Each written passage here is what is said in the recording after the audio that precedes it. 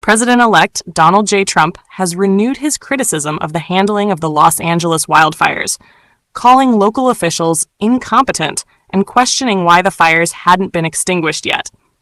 In a post on Truth Social, Trump remarked that the fires are still raging in LA, adding that politicians had no idea how to put them out. His comments highlight the ongoing feud with California Governor Gavin Newsom, who has accused Trump of politicizing the disaster. The fires, which began on Tuesday, have raised questions about local and state preparedness and the rapid spread of the blazes. Mayor Karen Bass has faced criticism regarding the adequacy of warnings and the shortage of water and firefighters during the early stages of the response.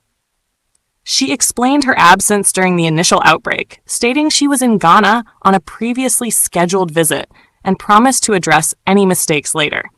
Governor Newsom, on the other hand, defended himself against Trump's accusations, including claims that Newsom blocked additional water supplies to Southern California due to environmental concerns.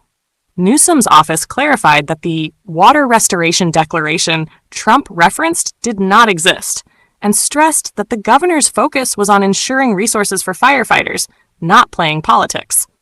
Both Newsom and Catherine Barger, the chair of the Los Angeles County Board of Supervisors, have invited Trump to visit the affected areas, but he has not publicly responded. As of Sunday morning, officials reported at least 16 deaths and the destruction of over 12,000 structures due to the fires, with Trump referencing the devastation in his post, calling it one of the worst catastrophes in the history of our country. Amid these political debates, questions have also arisen about the availability of water for firefighting efforts. Governor Newsom confirmed that some fire hydrants lacked water, which hampered emergency response. Firefighters in Los Angeles shared first-hand accounts of water shortages, and Newsom has called for an independent investigation into the loss of water pressure and the reported unavailability of supplies from the Santa Ynez Reservoir.